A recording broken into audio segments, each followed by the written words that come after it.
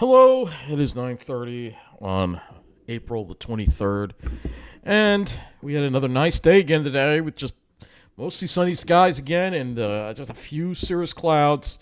It really didn't come in until later. Here's the satellite loop. You can see the cirrus coming in from later. That's ahead of the next frontal system that will be moving in, and we'll talk about that in a little bit.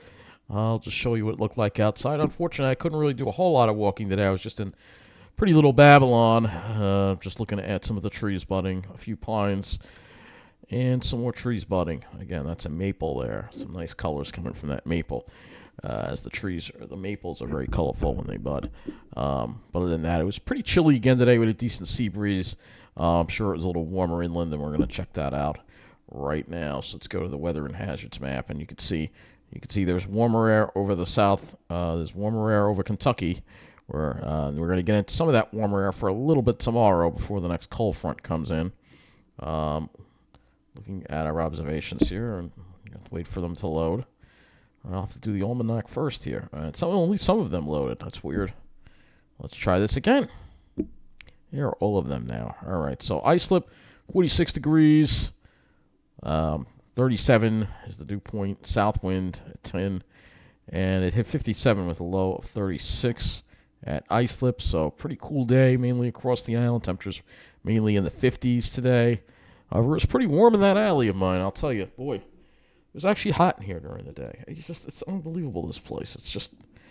Anyway, highs in mid-50s, but low 60s in central Nassau. So central Nassau get into the low 60s here because it's hot over here. South Shore, upper 50s. Suffolk County is enjoying some mid to upper 50s for the most part, though some areas on the North Shore, looks like I see a 65 there. So some of the areas on the North Shore warmed up. Ridge got up to 60. So generally, yeah, maybe not mid-50s for highs, upper 50s to around 60. It was mid-50s on the Forks. And then the city, Central Park, got up to 64. And then as we work our way inland, probably warmer there. Mid-60s also in Ocean County, New Jersey. You go further west, like Princeton, it was close to 70 over there. So warmer inland. But you got to be well inland because there was a southerly wind, almost a southeasterly wind today. So that southeasterly component also made its way into the Jersey Shore as well. Looking at lows, let's see what those lows are. West Hampton got down to 27. Islip got down to 36, so a lot of mid-30s, even in my area, mid-30s.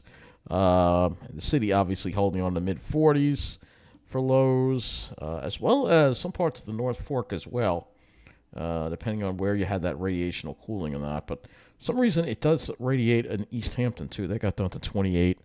And then let's see how the Jersey Shore area did in the Pine Barrens. They're also 27 at Miller Air Park, so upper 20s. A lot of sites here in the Pine Barrens definitely made it below freezing, for sure. And we're not going to be done. We're not done yet with these. With one more shot of some chilly weather, and then it's going to start heating up next week. So let's look at our almanac here for today. At islip, our high was 58, our low was 35. The high was 3 degrees below normal. The low of 35 was 9 degrees below normal, and that puts us 5 degrees below normal for the day.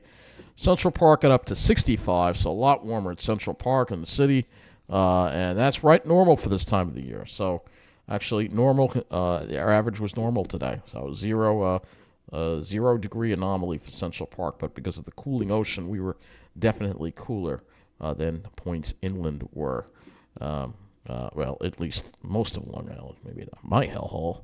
But let's go to my alley is just ridiculous. I mean, I stepped out in the afternoon. I opened the window from the alley, and the air is warm out there.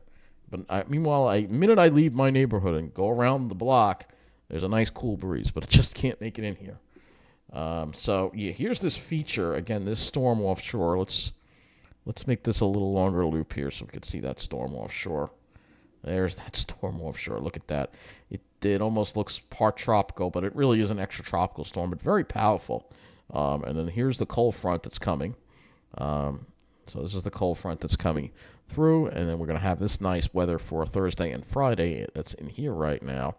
And if we go look at our weather and hazards map, showing you the conditions in that area right now, because that's going to be some chilly air that's going to be coming down. You can see they got frost and freeze warnings for Minneapolis. Let's see. Temperatures, it doesn't look all that cold. Generally 40s, 30s. I mean, that is chilly. looking Canada. There's some 20s there, so that's the air that's going to be coming down for us Thursday and Friday. But it's going to be probably the last shot of really cold, cold weather we have. Here's the weather map. You see the cold front, and that will bring our next chance of precipitation. Looking at precipitation, we have showers lining up from Ottawa and Canada all the way down through the Great Lakes, Erie, Cleveland, down into Ohio. No severe weather here, maybe a few thunderstorms, but not really expecting much severe weather with this. There's some thunderstorms also down here in Michigan as well. Some of this might actually be associated with it almost looks like there's two cold fronts here. But let's go to the models, and we'll talk about what we're going to have as we enter this week. And, I didn't mean to close weather. Let's not close weather and hazards yet because I want to look at that storm out in the... All right, so Bermuda, 66. It doesn't seem like they've had anything crazy. Ever West went to 21. They gusted as high as 36. I'm just looking to see if we can find some of these buoys with this storm well offshore here. It's kind of a dead zone over here. You don't really have many buoys here. There's a 42. There's a buoy right there. Wave height 7.2 feet. So the storm maybe not as intense as some of the models were saying it was going to be, but definitely an impressive looking storm. If we look at it again on the MODIS satellite, yeah,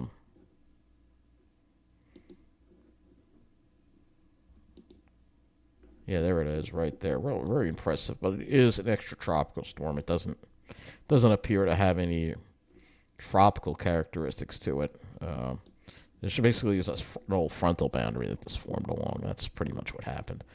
So anyway, let's get to the models now and take a look. And here's our storm again, well offshore. So on the GFS, you'll see this cold front comes through. And then we have this high build down from eastern Canada. It's going to bring us some cold weather Thursday and parts of Friday. And then it starts pulling out. And then we get into a ridge position for Saturday and the weekend, and this is going to yield some warm weather as we head into the remainder of this month. You can see that ridge position right there with a cold front coming through, and that is what's going to be bringing us some warmer weather, although not as clear. Obviously, with that warmer air, it'll definitely be junkier for sure. And the European probably shows the same thing. I already looked at the European, so I'm not going to bother showing that. So let's go to the HRRR. We may actually not have enough of it in yet. 0 is the only 27 frames. Well, it's enough to get us through tomorrow at least. And then I'll use some of the other models. So here's what's going to happen with this front. And you can see it's really not showing a whole lot of shower activity. It's getting less and less with the rain. There's barely any rain at all. Maybe the slight chance of a shower, and it may not even rain tomorrow. Maybe a thunderstorm, perhaps in the afternoon. Very widely scattered on the HRRR. Very widely scattered. So HRRR not really generating much rain at all. If we looked at the total accumulated precip here, the latest run basically gives us nothing. So you went from having all that rain to now being kind of dry, and that's leading to possibly some elevated fire risks as we head into Thursday when the winds pick up again. So as we go tomorrow, you see, looking at the 2 points in wind flow, southerly flow becomes southwesterly. Not a whole lot of moisture here. That's why we're not generating a whole lot of rain. HRRR just doesn't have a whole lot of moisture coming through with this. And then as we get into Thursday, that's when that colder air is going to come on in. You can see it right there. These are the lower dew points over to the north and the east there. Temperatures, though, will be warmer. So we will see an increase in the temperatures tomorrow. And we're going to have a westerly wind. So that's going to get us all pretty warm. I think we'll get in the mid to upper 60s tomorrow in the afternoon especially. So tomorrow's going to be a warm day. But then don't let that fool you, because here comes the colder weather. By midnight, we're going to be dropping through the 40s and probably 30s by go to the next model here. Probably by 30s by Thursday morning. So you see that warmth again for Wednesday, and then boom, it drops. Here we go, 30s. It put to start Thursday, and then Thursday we're only making it to the mid 50s, I think. And we're gonna have easterly winds, northeasterly winds, which is a cool direction for us, and then still staying cool for Friday. You can see that. We'll show the dew points in the wind flow here. So you can see that really dry air coming down here. And you can see that northeast to east flow there.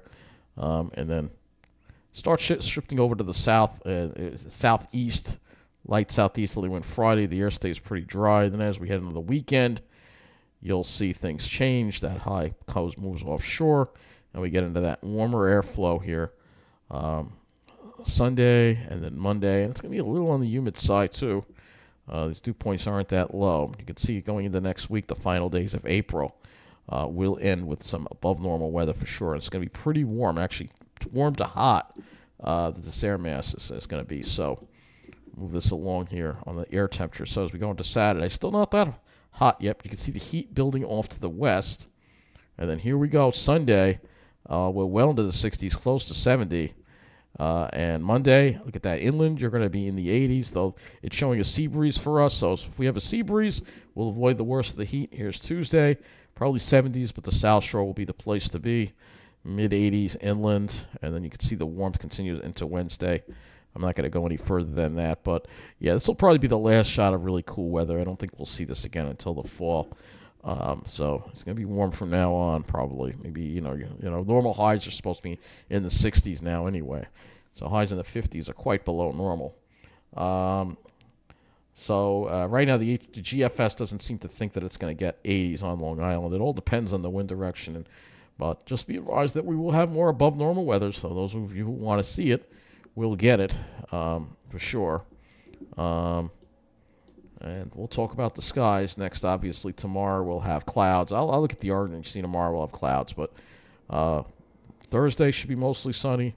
Friday should be mostly sunny. And then after that, we're going to be dealing with clouds once we get into that junky air to wrap up April there. RGEM. We'll go ahead and look at the RGEM here. So this is the RGEM. You can see it's showing some clouds stuck over New Jersey for Thursday, perhaps. But Long Island should be clear. And then Friday, it should be mostly sunny pretty much everywhere except the southern tip of New Jersey. So let me go to a different model here, and that is the NAM, and we're going to go and look at I was hoping maybe we'd have a 0Z NAM, but we don't have that. But we'll look at our rain chances again. So this is the NAM. Again, all the model is just trending drier. Just a few showers tomorrow, and then again, there's a chance for thunderstorm in the afternoon, but other than that, I don't really foresee a lot of rain with this. It's very scattered activity for tomorrow. I don't think there'll be anything severe, but with that heat, you never know. There's always the possibility maybe one of these storms could be on the strong side. We'll go to the Storm Prediction Center, and we'll take a look and see if they have us in any kind of risk zone for tomorrow. You can see there isn't really much going on now. Let's go to tomorrow here. Day 2. Convective outlook, yeah, not much going on. Not much going on at all. There's just has a general thunderstorm risk. The other thing that we are going to have to watch out for is the fire hazards risk. Now, I think they do that too. It doesn't really have us in any kind of risk zone. It has only the, but it's been pretty. We haven't actually had much rain, so the ground is pretty dry, and we could see again those brush fires. The trees haven't leafed out yet, so it's still pretty dry, especially in the pine barrens. So keep that in mind. So and again, we can look at, if we want to use a higher resolution model as far as the temperatures go, use the NAM because I don't have the full HRRR out. But you'll see tomorrow definitely cool. We'll have that warmth, and then cold air comes in. Starting off Thursday, probably in the mid to upper 30s, and then it's going to be pretty cool throughout the day. And then Thursday night, we're going to get pretty chilly.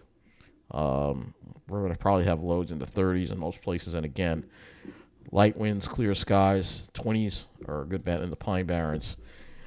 So yeah, that's it. But that'll be it. I think after that, we're going to be out of the woods with the cold weather, because I'll go to the CONUS view, and we'll just show you the GFS and show you the warmth as it makes its way. So you see the warmth in the middle of the country there, making its way into our area, and it's going to stay around for a while. I can see a lot of warmth except in the west, and that kind of sets up with the general pattern that we have, though it does try to bring in some more cooling again, possibly a backdoor front as we get into May, but that is a ways away.